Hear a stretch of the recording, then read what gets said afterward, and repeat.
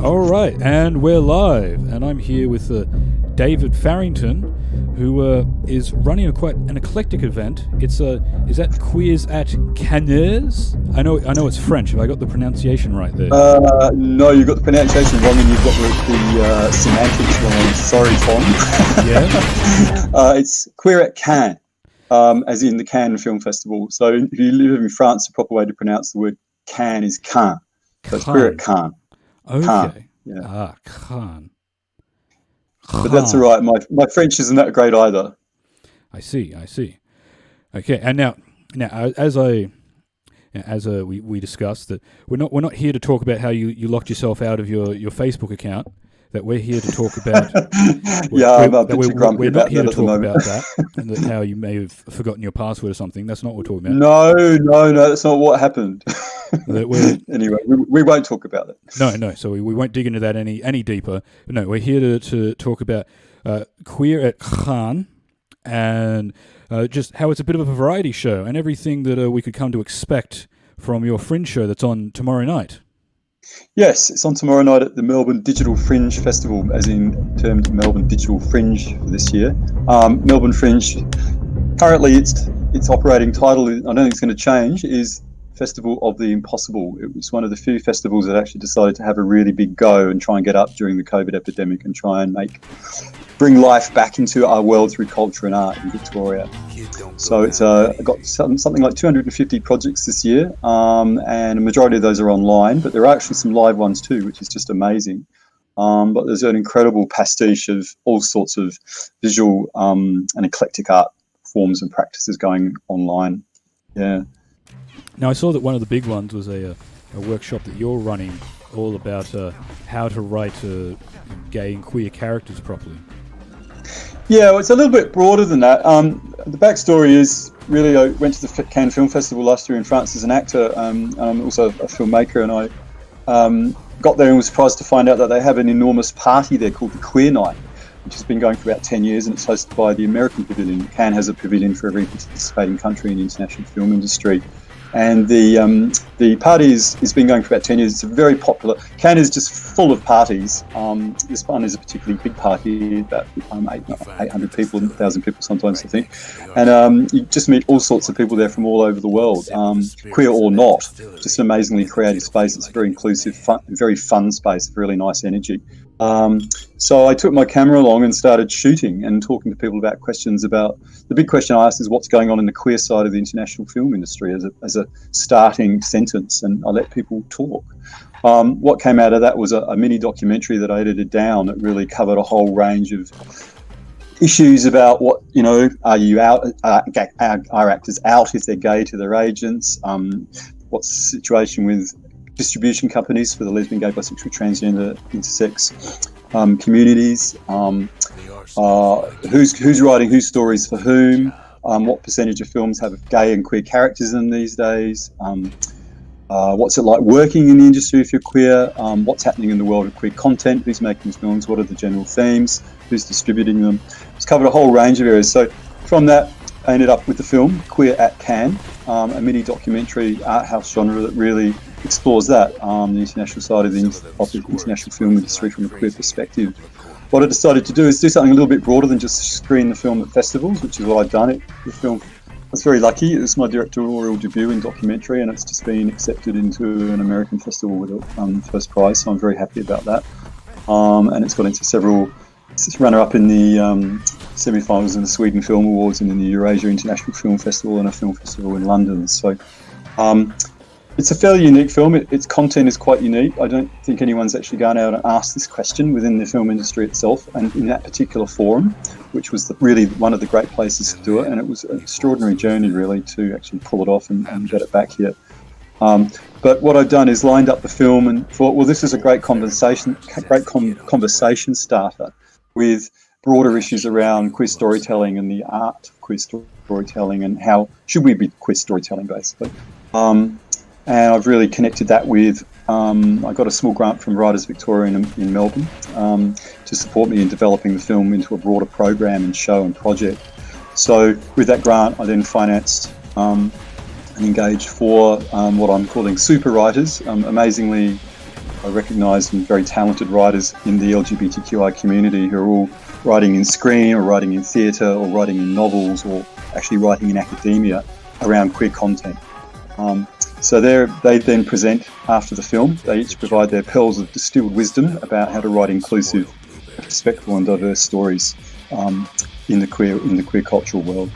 And then after that, we break for a Q&A online, and people can ask them questions and ask us some juicy tips and bits of advice about, well, I've got a gay character, should I have one? What should I do if I do have one, for example? Or what are some good things to know? I'm thinking about developing a queer storyline in a piece of work I'm writing. How should I go about that? Those sorts of things. Yeah, no, I actually managed to catch a bit of that documentary. I was sent to. Oh, did you? Link. Yeah, I saw that it was just up on there, and the one thing that really sort of surprised me is how we would think of, that European cinema would be a lot more progressive and a lot more, out there, but there's actually not as many actors gay actors who are actually out to their agents and the broader industry. That was something. Yeah, it was quite surprising to me too, actually, Tom, that particular question when I asked it, and it was one of about 10 questions I asked all of the directors and producers I met. Worked with a lovely German director who has a production company called Lambda in Berlin, who does a lot of queer content, and he was there representing his own film about sexuality and some of his own journeys within his family. As well, and we were talking about this, and he surprised me. I expected him to say centre of Berlin, certainly, the artistic and cultural epicenter of the EU. No, it's no problem here at all. But no, he said even in Germany, quite a lot of actors aren't out to their agents. He said when it comes down to the bottom line, the distribution companies will say, look, I don't think it's probably not a good idea. We've got a profile for you. You've got a particular presence and identity as a registered actor. It's controlled by production, it's controlled by distribution, and that quite surprised me. I had a very different position from a director from Sweden who actually said quite the opposite, although he said there might still be issues around distributors and things like that. So it's a really, really interesting question, and yes, things are very progressive in some ways, but yes, they're actually not in a whole lot of others. And I think the film's just really started to touch and talk about those invisible silent patches, which I hope is good documentary making. Do you think that could be maybe a bit of a case of, the problem they have in Hollywood, where they want all this representation, but they also want that sweet international market money? Yeah, absolutely. One of the things that we coined the term in the documentary gay stream, and it's not unusual now. I think the statistic is 18% of wide release films now have a gay character. They don't certainly have many wide release films have a transgender or gender diverse character. You don't see many coloured characters in the queer community in many films these days. So there is a kind of a white male gay stream effect, and that's probably, I can't really talk about where that's come from. I think it's a combination of many forces, but certainly what you're seeing in the queer community and like any other communities, a community culture becomes open for commodification. It becomes a commodity in its own right, and the people controlling that often aren't from that community itself. So do Indigenous filmmakers, are they Indigenous, are the writers Indigenous, or is it a white person coming saying we think this is going to be a really interesting kind of cute film because a lot of the general community really, really like Indigenous stuff and they're really curious about it, or they think it's really interesting. So it's kind of the similar things happen to the queer community as well. It's now quite hip or quite trendy to have a queer element or a queer storyline, and it's quite normal. I guess on the one side is you're looking at a kind of a mainstreaming and normalisation effect where you are now seeing sexual and gender diversity being included in all stories and scripts and screenplays and novels. It's becoming a part of the reflection of the broader cosmopolitan diversity of our world.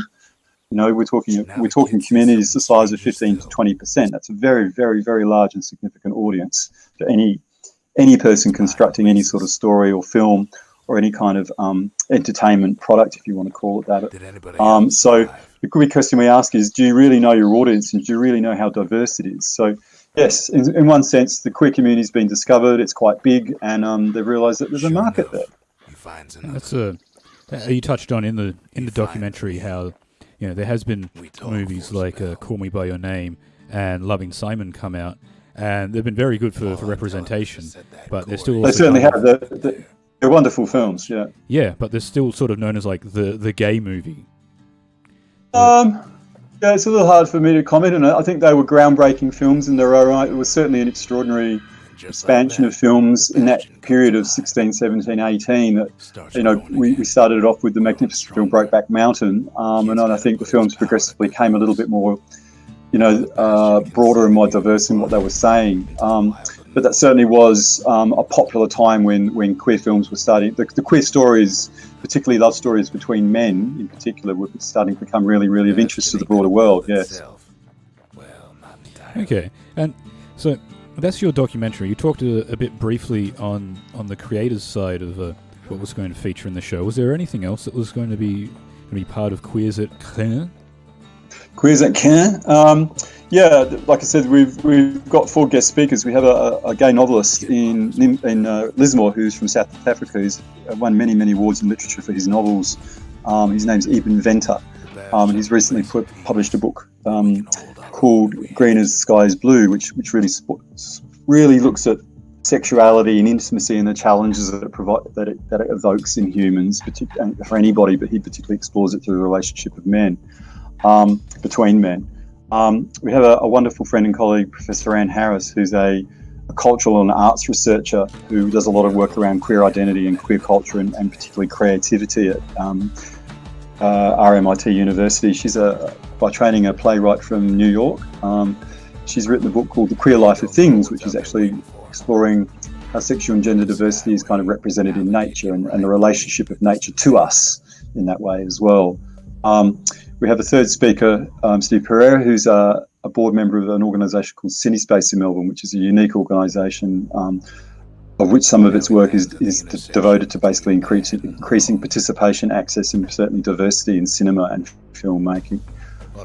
He's talking from he is a Black African, a very amazing chap, and has quite a broad set of sort of national identities and citizenships, and he's speaking from that position of where you occupy several spaces as well as just being gay, for example.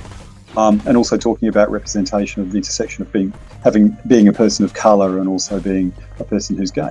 And our fourth speaker, you've got me lost now. Who's my fourth speaker? I haven't got my script in front of me. That's not good. Oops, I've forgotten my fourth speaker. They'll come back to me, I'm sure. No, that's all right. But that is an interesting point, though. Never Nzison, who is a extraordinary young guy in his mid-20s, 30s, who formerly worked, I think, with Transgender Victoria and has been quite dynamic in the touring circuit in Melbourne and Australia, talking particularly around transgender and gender diversity and non-binary of people's identity. And he's done a lot of work. He's published a fantastic memoir called Finding Nevo, which really explores the whole journey that people go through as they explore their gender difference and their gender diversity. Now, I'm not transgender, but I have found a subreddit that's all about the memes, so I feel like I'm pretty down on the trans culture. Yeah. Well, they often say that trans is the new gay. Certainly, it's getting far more visibility as an international community and set of cultures now. It's a very diverse culture within its own right. Seeing a lot of amazing works, creative works and cultural works coming out of the trans community. There's a wonderful trans gender diverse film festival in Melbourne called Tilda, which I'd highly recommend people go to. It's fantastic. So in Melbourne we have the Queer Film Festival, which always has a fairly solid sort of transgender and gender diverse sort of platform and program. But more and more you're seeing specialist film festivals now within the trans community itself, which is a wonderful thing and well and truly overdue. Yeah, and to do this stream tonight, that we got you signed up to Discord. That one thing that might be interesting for you to know is that Discord has become quite a hangout for the trans community. Quite often, oh, really? Yeah, quite often you'll join a Discord and it's meant to be about one thing or another, and then it ends up being a bit of a reverse catgirl harem full of trans people. Yeah, well, I have several sounds cliched. I have some trans friends, but I do have several trans friends, and I often think that the trans and gender, more broadly the gender diverse community, often is the new avant-garde. They lead the edge. They lead the radical change. They often have huge struggles to actually be accepted and get through the very difficult and challenging financially, physically, and emotionally transition process. And anyone who's gender diverse, I think, is an extraordinary person who's managed to survive that. And flourish and rightfully take their place as part of the world's broader diversity. And I think, like in any culture, I think it's more on the margins. They're certainly more on the margins than the gay community are these days. They're all the trans community was part of the gay community 25 years ago, but they're a separate culture in their own right. They share a lot of things in common, but there's a lot of differences. And, but yeah, that's what I see. I do see them as the avant-garde. They are on the margins much more. They are on the edge, and some of their works are particularly. I hate the word gritty and edgy, but they really are, and very sophisticated as well. Really socially and enlightened and sophisticated in the way that they explore the world through their art forms. Yeah, I found that a lot of trans works can either be quite. They go the two extremes, where it's either quite gritty, really showing the challenges that you experience as a trans person, when your brain just suddenly decides that you're going to live life on hard mode, and the other side of it is like at least for trans girls, like very cute pastel-y, sort of like the aspirational aesthetic of how they just wish they could live. Yeah, and I think again, it's like talking about. We had these words, we had these acronyms, we had the researchers, we have our tick boxes. It's a world of tick boxes. The LGBTQIA is now the new acronym. The trans community are part of that, and the gender diverse community. But I think, I think the language is very, very important, and it is very important. But we're all people at the end of the day, and it's really just about understanding one another and our differences and valuing and respecting that.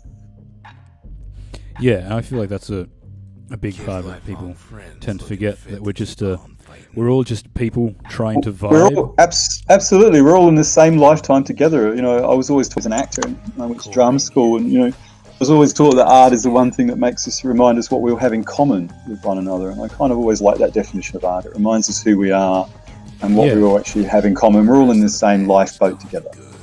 And some people seem to have quite bad opinions about trans people, but the thing that makes no sense to me with that is that if someone's transitioning, it's a very personal thing that doesn't affect anyone else. Absolutely, yes, it's an extraordinary personal thing, and a challenging process. Yeah, because I was in a band for a while with a woman that came out as trans, and I even told her that I understand that this is a big deal for you, and you're going through a lot with it, but you're our, it sounds a little bit cold, but it's like you're our bass player, that you transitioning is more of like a personal thing, and we can be there for you to help you with whatever you need. But she could still play bass no matter what happened, and from our perspective, that's all that mattered. Yes, yeah. But she would have also appreciated that support too. Oh yeah, transphobia. I worked in a project in Queensland years ago where we talked about what are the differences between transphobia and homophobia, and I think transphobia, certainly back then and even still today, is probably a harder form of prejudice, and it's not as visible. The trans community is not as visible. It's not as well understood as homosexuality. Like I said, I hate the word the new gay. I think that's a little bit demeaning as well. But transphobia is probably a more prevalent and harder form of discrimination than homophobia is these days. I think that would be fair to say. Certainly in Australia. When it turns out that someone's either transphobic or like a TERF, that for some strange reason it just seems to take up their whole life. That you get people like J.K. Rowling, who all she had to do was just shut up and collect those Harry Potter royalties, but she just couldn't stop tweeting trans stuff. And it's like, you seem to be more obsessed with this than the actual trans people are. Yeah, but certainly, I'm a gay guy. I had a moderate amount of homophobia experience in my life, but you only need one or two, and it really, really frames your worldview. It really does. I grew up in Adelaide in South Australia, which is a very, very conservative place, a very small place, very provincial. No apologies to South Australians if they're listening, but it's a place where many people in the LGBT community often leave and come to Melbourne or Sydney or go overseas, for example. So those early experiences, particularly of being isolated in a small community with a general lack of understanding and a lack of cultural attachment, cultural opportunities, and particularly combined with homophobia within your family and friends, that they are life-shaping events that people who aren't in the LGBT community will never really understand. There's one of the things we're talking about in our show is assumptions and privilege, and that many people just come from a position of privilege that they don't have no idea that they have. When you come from a position where you don't have that privilege, you certainly know about it and you want to talk about it. Yeah, and especially for something like homophobia and transphobia, it's a bit tricky because it's this privilege more based on identity. So it means it doesn't matter what your background is from any other sense, really. That it could just get ingrained in you from even more of a passive perspective, and the next thing you know that you haven't even actively thought about it, but you've just been brought up and conditioned in a way that it feels wrong to you. Yeah, well, that's internalized. The old term for that is internalized homophobia, and it applies to people in the gender diverse community. You sort of take all the shit that's out there that you've been given in the world, and it becomes inside you, and you end up hating yourself. So, for example, a lot of gay men still feel very bad about their sexuality and don't like themselves and still don't feel very normal, and that can affect transgender and gender diverse people as well, just as much, if not more. Yeah, it's that whole thing. Of and I honestly, there's not a single gay guy I know, certainly in Australia. There's an old joke we used to have when I worked in London in the UK that there's not a single person in the UK that didn't have some sort of experience of internalised homophobia, at least at some point. And it's quite true. And even to this day, I still have elements of that myself. And, I'm an activist. I work in the community. I've got a big queer community around me, and I've had relationships. But there's still points where you just sort of don't feel, something's a bit wrong still. And that's those long, dark echoes from the past. Yeah, that just from the way that you're brought up, that there's still that subconscious element where you think that a part of just who you are, that you didn't even choose to be, that it's almost like there's part of that that's wrong. Yeah, and so much of that is really created through entertainment and media and the images and the stories, and particularly the images and the stories that were presented, particularly early ages, which is why I'm quite passionate about this project. I think storytelling and the aesthetics of representation and the films and the media representation and our incredibly overloaded, information-rich world that we now live in, it's almost killing us. That stuff's very, very, very powerful, And those early, I think one of the things, I used to work with young people, one of the things that we'd often do is just watch films with positive role models. For example, two guys falling in love. We talk so much about sex, but we don't see a lot of love stories in our, the films we mentioned started to talk about, certainly love stories, and that's certainly why they were so, I think probably why they were so popular. But there's a wonderful campaign in Melbourne called Equal Love, which was the same-sex marriage campaign. But it was a great name because it really was about having equal love. And in many ways, just myself, I feel still in my lifetime, I've never quite had equal love. Yeah, no, that makes a lot of sense as well. It's also about equity in experience, making sure that you can. But for those images that you see, we didn't have Brokeback Mountain, we didn't have Call Me by Your Name, we didn't have Love Simon, we didn't have all those amazing films that at least role model those positive experiences of love in one way or the other, or experiences of love per se. Those weren't around, certainly in my time. I remember when the film Head On came out in Melbourne, and that was a fantastic film, pretty intense film too. But again, that was what a lot of queer films do, is they focus on the negatives. They look at the negatives. So you see plenty of queer films, for example, looking at HIV, there's often three standard stock characters. If you're gay, you kind of HIV positive, drug fucked, or you're really polygamous. It's the same way that there's only three stock standard characters for women often in Australian cinema. The love interest or the mother, or you're kind of a real weirdo. We just don't have those real fine diversities and textures of realities that people live their complex, challenging, interesting, amazingly unique lives. The stereotyping's still out there. Now, that's one thing that I sort of just want to know when it comes to gay people in cinema. That I have seen some memes about how that gay people will be no good in like horror and slasher movies because they would just want to have sex with like the monster, like your Jason Voorhees or your Michael Myers. Do you know what it is about like a tall guy in a hockey mask and a boiler suit that seems to appeal to some gay people? might be kind of early experiences of horror themselves. I often think in the queer community we have a pretty real and harsh kind of view of reality. The humour is often dark. That's changing generationally. Young people are pretty much in a normal place now to a certain degree. There's still of isolation and suicide and drug and alcohol problems, and bi and transphobia and homophobia haven't gone away. They're always going to be there to some extent. But no, I'm not sure about that one. It's quite interesting. Someone once said to me, look, queer stuff falls into all genres, and I think queer people like all sorts of stories, but things do kind of coalesce in certain patches, but I haven't heard the horror one, no. But it's an interesting observation. Yeah, and usually, I understand the whole thing of that, gay people tend to also be drawn to the villains of stories because, especially in a lot of Disney work, similar things, that then, the bad guys were always quite queer-coded. But yeah, that one. Yeah. Maybe it's just because the bad guys like Michael Myers are tall. Perhaps that's the appeal. It's a height issue.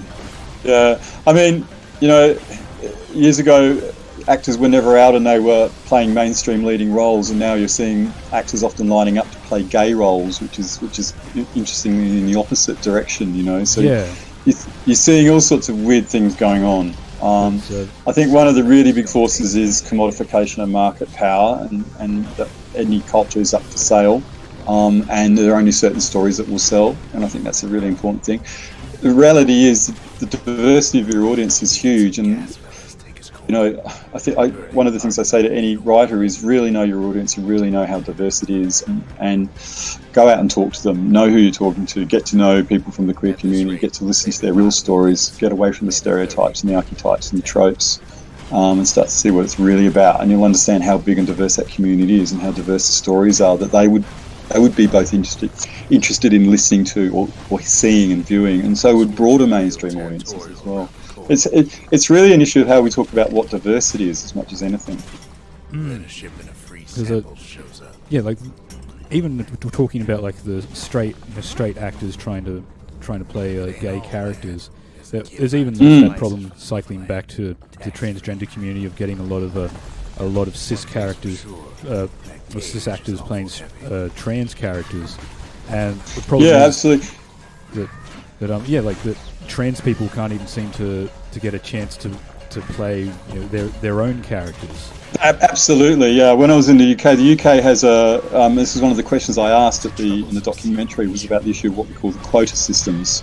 Now, a lot of countries, particularly in Europe and America, have a quota system where that applies to broad diversity, so that everyone from each sort of part of the broad community has a. So disabled people get an opportunity to play disabled characters, and trans people get an opportunity to play trans characters, or at least get hired and get opportunities to be in the industry.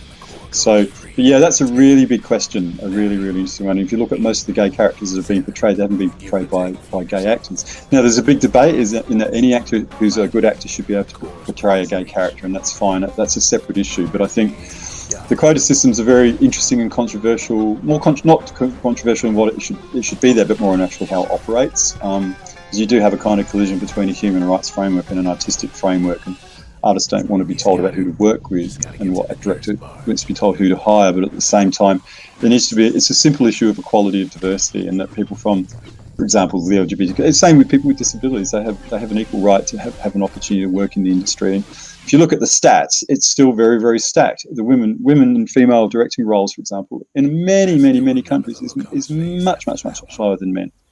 Now, you wouldn't see that in a lot of corporations, and you wouldn't see that in a lot of industries as well, but for some reason it seems to be, quite. It's almost as if the film industry and entertainment industry hasn't quite got onto the sort of diversity or equality agenda really properly. It's been quite sort of either resistant or just too small and too seen as too distant. Where it's not. It's a huge industry.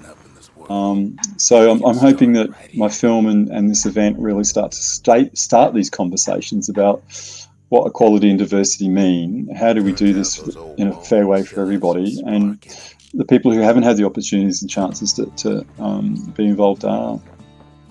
Yeah, I imagine that, say, if you're able to assess something like two actors with equal acting ability, one being gay or one being straight, that you imagine that the gay actor should be able to play a gay character a bit better because they have all of that lived experience to draw from. Absolutely. It's a conversation I've had with a couple of directors in Australia, is that they often feel that a gay actor will just have that essence, as they call it, that just will come through more strongly. And I've only played one gay character in my entire life as an actor. And I don't want to play gay characters all the time. An actor wants to play as many diverse characters as I can. But it's a really set of interesting debates. And I think the important thing, it is about debate and about conversations. Because we've come a long way in 25 years, but we're going into potentially another direction where things are being controlled by somebody else and for another reason. It's not necessarily benefiting us. So I'm kind of interested in having that conversation about what's going on there. But, the quota systems are certainly in place and operating. UK, for example, has a really strong one, particularly around cultural diversity as well and about disability. In fact, it works more efficiently and more formally around cultural diversity and disability, for example, than it does around sexual and gender diversity. And that was a question actually I was asking. But, you're seeing more and more calls in UK casting asking for people from the LGBT community, for obviously authenticity. So that's a great thing. In Australia, we've been quite resistant. We're a small industry. We're a long way away from the rest of the world. We probably lack a certain amount of confidence in our own work to some degrees, yet we make extraordinary work on an international standard and scale when we actually do it. But our industry is probably in well need of this reform and start to asking these big questions about how do we actually get on the 21st century in the entertainment world. That whole thing of the Australian film industry is much its own problem, isn't it? That we seem to produce very little of our own films, but it's almost if you want to make a film in Australia, you have to go to LA and get a massive Marvel blockbuster commissioned, and that's where you actually get all the support. Yeah, but that's Hollywood as well, and Hollywood's got its own way of working, and we have a very, the world has a very large independent sector as well, which is doing, particularly in Europe, has a flourishing independent sector. Several of those films that you mentioned earlier actually were main high-budget independent projects that were very, very, very successful. But yes, we certainly need things to be we need to have a bit of a shake-up, a bit of a think, and start to get into the future rather than wanting to hang around sort of static or go back to the past. Yeah, that we can't have A24 and Annapurna making all the films. And we have, if you look at a lot of our soapies now, you have a gay character there, you have trans characters. We've come a long way, particularly in some of the progressive soap operas that have been really, engaged and progressively engaged with reality, essentially, in Australian society. But it's an issue of politics and culture. It depends on where you go in the world, and it changes. You go to one country, you go backwards. You go to another country, you go forwards in time. Sweden is not Germany, and Germany is not Australia, and Australia is not New Zealand. It's kind of like that. I don't mean it in terms of a hierarchy, but it's just the way it is. I imagine each industry has its own upsides and downsides. Oh, absolutely. Yeah, absolutely. Now, so are you saying that I haven't been keeping up with Home and Away, but is there a trans character on Home and Away now? I don't know if I'm going to talk about specific serials in Australia just at the moment. All right, no, that's understandable. But I do have to head off a little bit soon, Tom. Yeah, no, that's fine. We can wrap things up now if you want, because I'm just vibing here playing Bastion. I played this game because the company that made it, they put out a game recently called Hades, and that features a lot of Greek gods. And one thing they did very well with that is because it's all the Greek gods, all the character designs channel a lot of bisexual energy. So this was probably like the gayest game that I already had. The gaming field itself is another really interesting one. It's something I'd actually like to explore at some stage myself. Well, I'll tell you what I noticed when I was looking for a game to play is when it comes to queer representation in games, I feel like you've almost got two streams. You've got a very you've got your very narrative-based games, which have gay characters, and that's a very essential part of it. And I didn't want to play a game like that because we're having this conversation. But the other side of it is there's games that aren't explicitly gay, but seem to have a large queer community behind them. The things Yeah, like absolutely. Yeah. things like And Animal Crossing I've got a is like few big friends who one. are gamers just because they're Gen Ys. I'm not massively into gaming, but I think that's a really interesting area, and you do get you get a lot of kind of movements like that happening in kind of cyberspace, particularly. A game like Animal There's, Crossing isn't gay on its there's a queer, surface, yeah. but Mm, a lot of queer people play it. mm. Yeah, it's really, really interesting. I'm not in a good position to talk about that. I've got a friend who's a complete gamer, and he would be actually a great person to have a chat to about that. It's quite interesting. I'm in Castlemaine at the moment, and we've got the Bendigo Queer Film Festival here, and the Bendigo have a sci-fi quiz. Sci-fi is an interesting one. Like, there's a sci-fi writers group in Bendigo, which I find really interesting, and it's queer. Yeah, and You know? especially like sci-fi and fantasy is where there's a lot of Yeah. representation. Yeah. I think you're right. I think breakdown by genre is quite interesting, and I haven't seen that formally mapped out actually, but it's a really interesting question. All right, well I'll let you go, but we'll No leave worries, Tom. on just one more question that I want to ask you. Mm, Again, from the gay memes that I've seen, I see that gay people are big iced coffee drinkers. So, do you prefer Dare or Farmers Union? Oh, I was a Farmers Union boy. Ah, a classic. Yeah, but that was because I grew up in South Australia. Ah, But yeah, we're all big coffee drinkers generally, I think. I think that also ties into We're a creative culture. Creative people need coffee. I feel like that ties into the other meme about gay people being fast walkers. That might have something to do with all the iced coffee you drink. Yeah, the two there might be a correlation there. Yeah. All right. It could well be. We'll wrap up there.